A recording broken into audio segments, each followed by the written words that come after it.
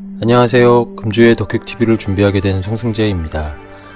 그동안에는 신작 모바일 게임 리뷰나 흥미로운 업데이트 이슈들을 주로 다뤘다면 앞으로는 간간히 전반적인 게임 인더스트리나 게임을 둘러싼 인프라 혹은 플랫폼의 이야기들도 가볍게 다뤄볼까 하고요. 금주에는 외전으로 중국 모바일 게임 시장에 대한 이야기를 간단히 해보려고 합니다. 지금 중국은 모바일 게임 사업을 진행하기에 기회와 위기가 모두 공존하는 시장이라고 할 수 있겠습니다. 어려운 부분 먼저 이야기를 시작하면 중국에서 모바일 게임 사업을 한다는 게 결코 쉬운 일은 아닙니다. 일단 해외 자본의 직접 진출 자체를 제한하고 있어서 파트너사 없이는 직접 서비스 자체가 불가능한 시장이고요. 더군다나 판호 제한을 위시한 최근 게임 산업에 대한 규제가 날로 심화되고 있습니다. 이를테면 전체 온라인 게임의 숫자를 컨트롤하겠다는 목적의 온라인 게임 총량제 실시라던가 철저한 개인 인증을 통해서 청소년의 게임 시간을 관리하는 정책들이 대표적이라고 볼 수 있겠습니다. 정부 규제의 문제는 언젠가는 해결될 문제로 보는 시각이 많은 편이지만 인구 데이터망과 연동해서 안면 인식을 통해 인증 매칭을 하는 등 실제 실행하고 있는 조치들을 본다면 규제에 대한 정부의 의지가 현재까지는 분명하구나 라는 생각이 듭니다. 사실 저는 규제도 규제이지만 텐센트 등 거대 기업이 장악하고 있는 유통구조로 인해서 타 국가보다 높은 유통 코스트가 사업하는 데 더 큰 장애물이라는 생각이 드는데요. 구글 마켓이 없는 중국에서는 토착 안드로이드 마켓들이 약 200~300개가 넘고요. 최소 1억 명 이상의 유저풀을 보유한 마켓들 역시 10여 개가 넘습니다. 이들 안드로이드 3자 마켓들은 글로벌 스탠더드 표준인 30%와 다르게 마켓별로 전체 매출의 50% 정도의 수수료를 받아가는데요.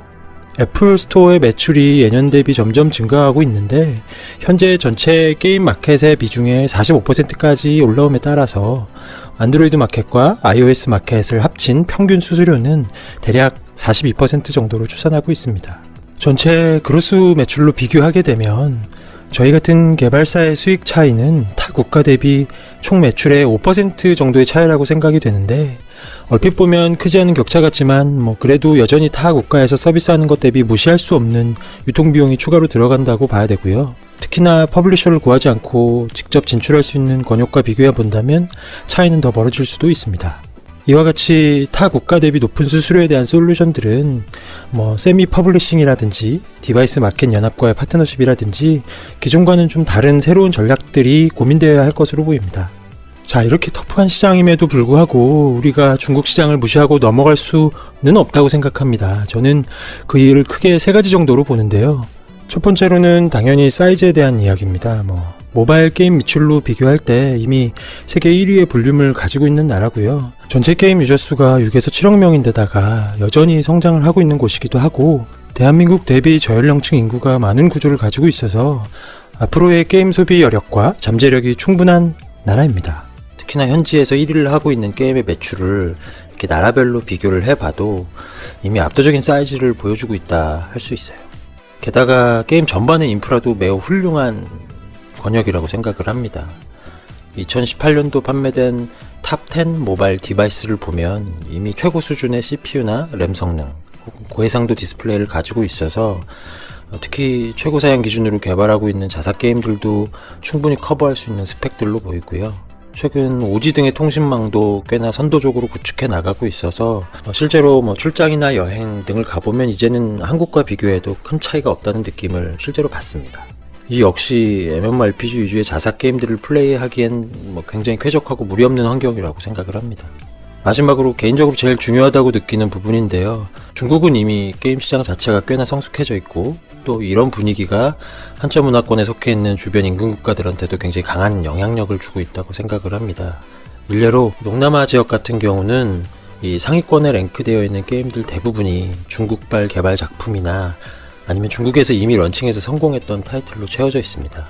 더구나 중국에서는 PC IP 기반의 모바일 게임들이 여전히 강력한 인기를 끌고 있는데 최근에 FPS나 AOS의 높은 성장세에도 불구하고 여전히 전통적인 RPG 장르가 가장 대중적인 인기와 높은 구매력을 가지고 있는 유저들을 보유하고 있습니다. 특히나 MMORPG 유저들 사이에서는 여전히 자사 IP가 높은 인지도를 보유하고 있다는 점도 고무적이라고 볼 수 있습니다.